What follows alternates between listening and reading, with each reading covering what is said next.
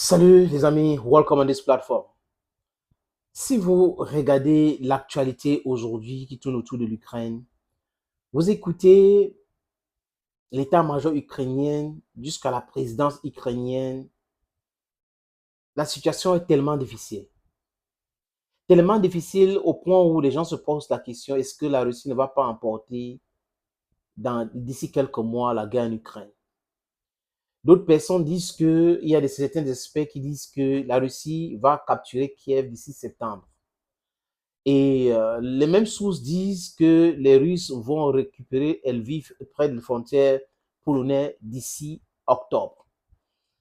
Et d'autres personnes disent que cette sonnette d'alarme que tire Zelensky, c'est juste une façon de pousser les Occidentaux à faire plus ou les Américains à libérer les 60 milliards de dollars. Mais d'autres disent qu'en réalité, l'armée ukrainienne souffre. L'armée ukrainienne n'a plus de capacité à faire face à l'armée russe, qui a pris la mesure de la chose, la guerre. Première année, ils sont, bon, dès le commencement, ils n'ont pas voulu, selon les Russes, détruire l'Ukraine ou faire la guerre contre les Ukrainiens. C'était juste pour les pousser à signer les accords de la neutralité permanente. Et ils n'ont pas voulu, bon, parce que influencés par des Britanniques, Boris Johnson, les Américains et autres, qui ont toujours voulu affaiblir la Russie ou humilier la Russie. Des discussions qui sortent de partout. Vous regardez maintenant Zelensky qui est partout sur le front avec des journalistes allemands et autres. Mais Zelensky qui accorde des interviews partout, Washington Post, il était aussi sur une chaîne française, après, il était sur une chaîne ukrainienne. Et sur la chaîne ukrainienne, par exemple, il répondait à beaucoup de questions sur la capacité de l'Ukraine de faire face à la Russie. Et ce qui ressort, les amis, c'est quoi? C'est que l'aide. On avait prévenu dès le départ que même si les Américains donnent ces 60 milliards, les Ukrainiens vont demander encore l'aide. Ils vont encore demander de l'aide. Parce qu'on n'est pas en train de parler d'un petit pays. Imaginez qu'on a déjà envoyé près de 200 milliards aux gens. Après, ils demandent l'aide de 60 millions. Ça va changer quoi? Ça ne peut rien changer en réalité. Ils demandent les batteries antimissiles patriotes. Ces mêmes batteries antimissiles à Kiev que les Russes avaient endommagé 2 ou détruit 2. Et ça coûte 2 milliards de dollars pièce. Imaginez donc, les amis, ce que ça fait. C'est très compliqué. Très compliqué pour les Américains de détruire leur business.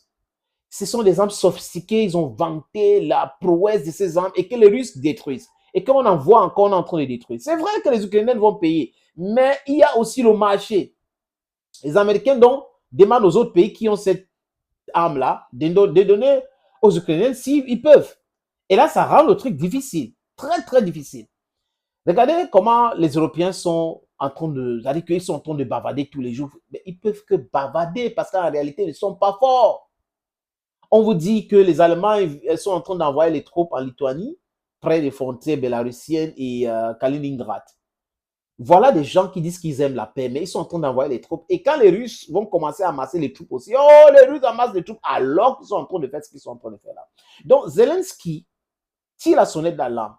Zelensky parle des pères de la guerre. Déjà, on n'avait jamais dans son lexique entendu ce mot-là. Aujourd'hui, il parle de ça. Et Kirill Budanov, c'est le patron de service secret militaire ukrainien. Il a accordé une interview à la chaîne ARD, la chaîne allemande. Et dans la chaîne allemande, il dit que en printemps, au début de l'été ou après, au niveau du printemps, les Russes vont lancer leur offensive. Il a dit ça clairement. Donc la peur, c'est l'offensive russe. Ça commence quand? Parce qu'ils sont en train d'amasser les troupes. Les Ukrainiens ont fait 2 erreurs majeures. Au lieu de se défendre continuellement, ils ont voulu attaquer deux oblasts russes. Belgorod et Brinsk. Je pense que j'espère que je prononce bien cette oblast russe. Le nom de cette oblast russe. Et ils utilisaient Soumy, la ville de Soumy, qui est près de Brinsk, et Kharkiv, qui est près de Belgorod.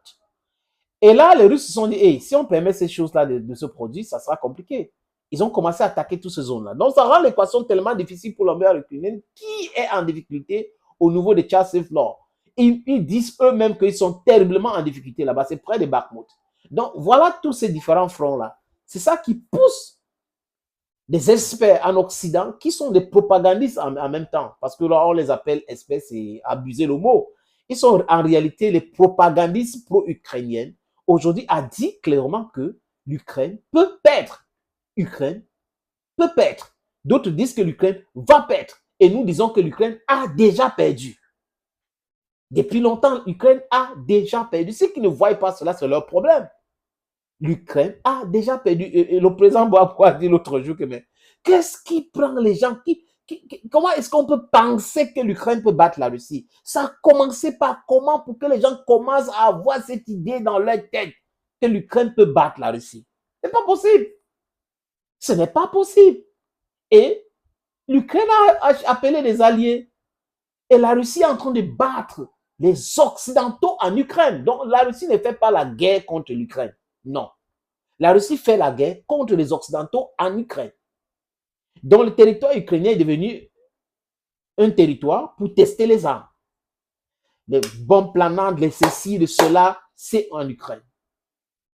Je suis d'accord, je répète, avec Donald Trump, qu'il faut la paix. Mais ce que les gars ont peur, c'est quoi? Que l'Ukraine va céder les territoires.